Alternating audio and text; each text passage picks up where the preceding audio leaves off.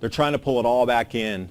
And I did a little research on this. They're firewalled off from the rest of the financial system. So if there is a full market meltdown and a full collapse, they are insulated from that. And it's the timing on this going into hyperinflationary prices on electricity where governments can't even cover the cost for all the companies that need a bailout. We're on a continental default right now.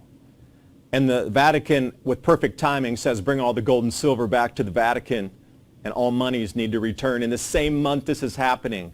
I do believe they're connected. Financial and liquid assets need to be brought back. So where does this put you and I?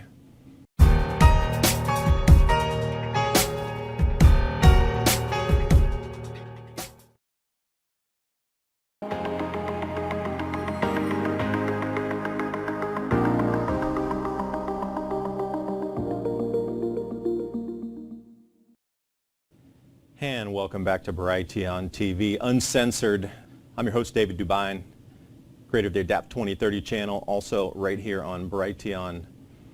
Now, as we've seen these chapters in history, our crystal ball is going to be a history book. And as we look back through eons and epochs of history in the collapse phase, it seems that they're on a cycle as much as this fourth turning is on its 80-year cycle. This grand solar minimum of incredible low solar activity on a 400-year cycle was due to start around 2020 with magnetic fields canceling on the sun, in turn affecting our jet streams and cloud cells on this planet. That in turn would affect the planting and the harvesting date, meaning not reliable as it had been for the last 150 years. These cycles are known. So everything that we see happening in the world today is more of a reaction and a purposeful turning off of the gears, the knobs, and the levers of what we consider modern society. These grand solar minimums occur on 400-year cycles. I've spoken about this in the last programs. But what is it leading to now? So if you're quote-unquote elite ruling this planet, would you allow a full collapse with absolute anarchy to occur, or would it be a controlled demolition to extract as much wealth, resources, and commodities as you could to set aside to set up for the new monetary system that will emerge out of this? I personally think it would be the latter, because there would be some control at the end of it. So when we talk about financial collapses, we can go back through every 100 years or so. We have one of these events that takes down markets, things re-emerge. But it's always looking for that starting point.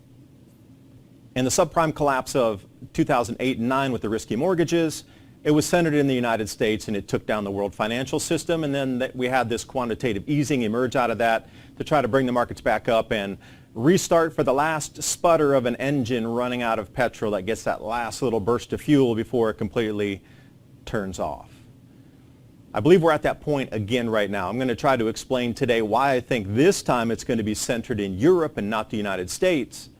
But because of the cascade of energy prices increasing to the point of so unaffordable, literally unaffordable, even for businesses, homes, governments, that will be the first domino to fall. And with the largest, as I was saying in the introduction, the largest real estate bubble that we've ever encountered, that in turn will fall. And we're going to get the super spike in commodities, and we're going to head into hyperinflationary energy pricing, which we're seeing in Europe. And when I say hyperinflationary, that's no joke. It truly is hyperinflationary. History is being made thanks to a new study. There's strong evidence to suggest collagen is one of the best supplements in the world to help reduce the appearance of skin aging. Researchers found the supplement helped improve the skin's elasticity and hydration of over 1,100 people. Based on the results, researchers concluded collagen was effective, reducing signs of skin aging like wrinkles.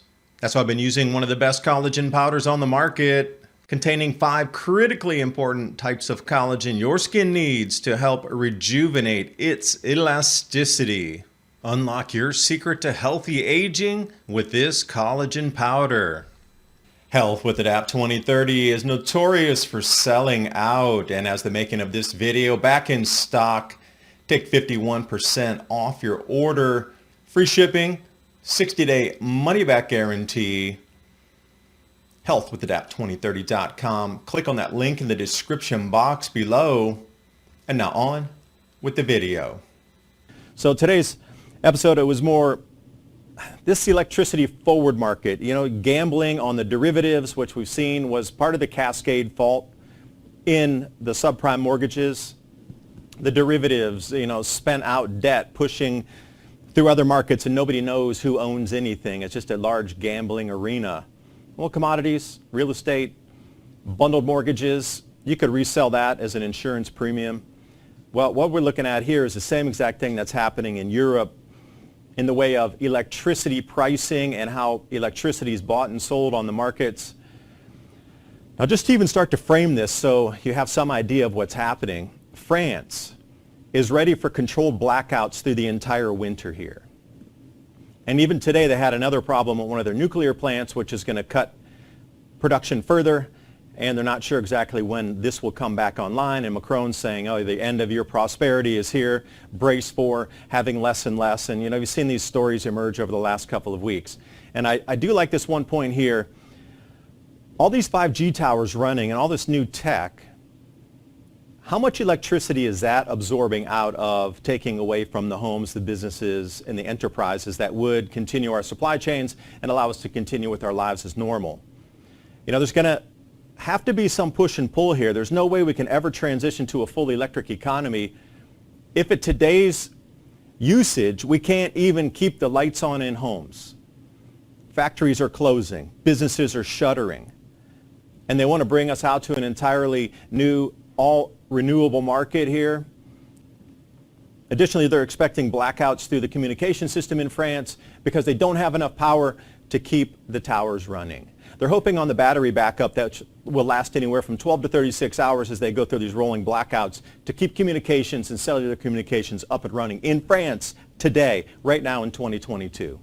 It's not in the middle of a war where everything's been bombed out and their power generations affected. This is green mechanisms at work and a discombobulated mess of power providers and wholesalers and those that are trying to smooth loads across Europe that can't get it together and the market function's broken. So the bidding of this has gone to a no bid where there's literally no way to secure power pricing anymore. So the market's broken, it's not coming back. Humpty Dumpty has broken, past tense. This, I say, is the beginning of the financial collapse and in front of you real time this week happening. It's spiraling so fast that it's hard to keep up with what's really going on. You're looking at Belgian companies shutting down completely. And they're looking at something, 40% of all businesses will not reopen until this power crisis is resolved. We're talking major economies inside Europe here. And as we look at how our world works, if you go to the base levels of a society, you have no civilization if you have no food. That's the base level. You need food first. Once you have the food aspect taken care of, then you can start thinking about manufacturing and creating machinery, but you need metals and you need smelting to do that. Well, as we see with the closures right now, and highlighted in blue for you, adversely high electricity pricing is now causing most, if not all, smelters and refiners across Europe to close. So that is a major portion of metals distributed across the world, going from ingots into rods or whatever way that might come into then wire, whatever way you want to take it, from copper to molybdenum, over here zinc, aluminum, nickel, whatever. It's all shutting down right now. So just an early warning, that base metal is made and used to produce other things. Anything that you see around your home has metal in it. That source is ceasing at the moment. And this is why you would see the zinc prices surge to all-time record highs. This is just a couple of smelters closing. And you got runaway pricing where the London Metals Exchange is also ceasing trading, pulling down the market. Like we saw back in March with the nickel. Nickel went from $3,000 to $125,000 in 2 weeks. And instead of letting oligarch billionaires get wiped out in China, they decided to close the markets and pull back every trade and reverse everything back to zero instead of having two markets collapse. So as we look at the London Metals Exchange, they're non-functional on the base metals. Metals is one thing, but ammonia and things that we use to produce fertilizers has now shuttered as well. And if you're looking at global supply across Europe, how much fertilizer, urea, potash is produced in Europe. 35% of the global total. Going to zero. Again, cited higher energy costs, too high to operate the facilities. Now, it was great in the beginning. They wanted to pass this along to the consumer, but it's too high to operate any facilities anymore. They're really going from hundreds of thousands of dollars a month or millions of dollars a month into tens of millions of dollars per month to operate. And they're already at deficit. Cities are closing. Municipalities have the choice to have basic services continue or to pay for the electricity to keep the streets lit at night. There's not enough money anymore. It's rising so fast in hyperinflation that we're seeing in electricity pricing. So where did it start really, and where do we sit today? Where was it and where is it now, and where are we going with it? So the Eurozone, they were complaining about a 40% rise in electrical prices, and this was back at the beginning of the year, let's say in January, February. Well, there's generally a larger pull on the grid because it's cooler, more people are utilizing electricity, and because of what was starting to happen in Ukraine, and right around March, April, May for sure, you started to see this upward spike. Now, people were complaining about this at 40%. They're like, oh, it's unattainable. It's going to rip the base market apart here for stock valuations at a 40 to 50% increase in electrical pricing.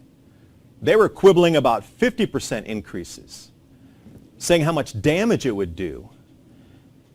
And then if you follow the gray line on the right side there, that is beyond 40%. That's into the doubling and now tripling and quadrupling prices, 400% increase. This was the thing that really started to move Europe into action. Now they're buying liquefied natural gas from China that was just rerouted from Russia, put on a different vessel from China, bought and then re-imported at a higher price into Europe. So that's on the natural gas side. But we're talking about the generation of power, which is something completely different. You can't bottle that up and save it for later. If your battery banks are big enough, by all means you could. But generally when it's produced, it's on the wholesale market, it's sent off to smooth the load to make sure that demand and supply is in balance somewhere. And there's a futures market for that also. So looking over decades of electricity usage, it varies from seasons, but it has never gone this high before. This is an economic global destruction tab that has been pushed. Knowing that businesses would close at a 3x or 4x increase in price, there were a lot of maneuvers by the European Central Bank to bring in more easing. But it didn't matter because look where they sit now. A week old and they're higher than they sit on this at a 10x or an 11 times increase in pricing. If your electricity bill was $100, it's suddenly $1,000 a week later or 2 weeks later. Everybody is experiencing this from the household level to cafes, to restaurants, to factories, to city governments, municipalities, museums, light, street lighting itself. Everything's being affected by this. I cannot believe it's not such a larger story. The white line that you're seeing is Germany, and they're pushing above 1,000 euros per megawatt. And in France, they're even higher at around 1,180 euros per megawatt. Governments cease to function at these prices. And a simple question for everybody would be, what happens in America if our prices, if this same thing were to occur here? Ask yourself a serious question. If your electricity price was 10 times higher, what would you quit spending on? How would you save that money coming into winter when the highest demand for electricity occurs? How would you keep your family safe? Make sure that we had street lights on to keep the theft and the crime away. Europe is going through a massive upheaval right now, and it's just at the beginning stages of it. It's the beginning of the collapse occurring because of these prices. Stock pricing is going to be obliterated, and that last line there, corporate earnings are going to fall off a cliff when the weather cools. So Q4, businesses have shut almost completely across Europe. So put stock valuations on that. How does that fit into the bond market? There's going to be zero valuations with these companies moving forward They can't operate because the electricity is too high. Put that into perspective. Not only is stocks collapsing because they can't put a value on it, but angry people and mobs on the streets because they're freezing and they're hungry because the food prices tripled as well. It's the same product. I call this the fingerprint of the grand solar minimum. You know, if you look back on these 400-year cycles, you see this again and again and again. Population migration, because where they were at living, they were unable to grow food or have an economy. And then we saw economic collapse, and governments then would restructure. And these are the same three things that occur through every single grand solar minimum chapter of history. And I encourage you to do the research yourself. I've gone pretty deeply into the records back to, say, 400 BC, about 2,400 years ago. So these 6 cycles that have lined up, the same exact thing happens every time. This is going to be no different. And take a look. Now they're going to say, let them eat cake without electricity. Something along this line here. We have supermarkets closing and turning off their refrigeration units because they can't afford a 5x increase in power. This is hitting the food supply too. You might think, okay, well, it's just on the factory side. Well, maybe they can't get the corn in and turn it into the high fructose corn syrup because they don't have the electricity and the enzymes and all the chemicals to break that dent corn apart and take it into some other emulsifier. Okay. One particular item stops because they don't have electricity. This takes it to a whole new level here. They can't run the refrigerators because they can't afford the electricity. Now what's happening to the food price? What's happening to the food availability? Like once you start to see these dominoes falling, they have to turn off the lights. Can you imagine going through a supermarket? Most of them are box stores with 0 windows in them. Only the mom and pop stores had windows. But they're mostly out of business because of COVID. So where does it go? Where do people go if the supermarkets truly have, are you going to walk around with a headlight in there? Do they give you a headlight at the store like they do with the basket or a cart to push along? Oh, don't forget your headlight while you're shopping. Your headlamp. Oh, you need new batteries for that one. Aisle 6. How about the refrigeration for just meats? Forget the frozen foods. What about meats? How are they going to keep anything refrigerated? Are we going back into, can we only use root cellars from this point forward? There's a lot of difficulties to overcome when you don't have electricity in a non-ventilated store, when it doesn't work unless all electricity works. At this point, our modern infrastructure has trapped us into collapse. Absolutely. The stores, the way they're set up with those ventilation systems and the refrigerations and all the lights, it can't operate without that. There's no way to just open the doors and say, hey, there's going to get enough fresh air in there. So we're trapped by our own devices on this. And the thing that's really going to cascade the market, okay, businesses, they might not be able to pay for what they need to pay for. They can't run their factories or operate. Okay, that's subset A. So everything I just talked about, subset A. The real dinosaur in the room here that's going to come crashing through grandma's china set is the margin calls that are being facilitated at the moment, where it's actually overvaluing the business itself and how much they're asking. If you look at the energy market here, the participants, anybody who's a generator, a wholesaler, or trying to smooth that base load, they go out forward on the contracts to try to procure the electricity to make sure they have a stable rate so factory B can be guaranteed that they operate in their operating costs for the year. Or a city, a municipality can say, all right, we're going to get our kilowatt hours at 1 cent or whatever the rate would be going, and you can take that out for a whole year, and that way the city can work within its budget. What we're seeing right now is unimaginable margin requirements that need to be met that can't. This is the cascade effect right here.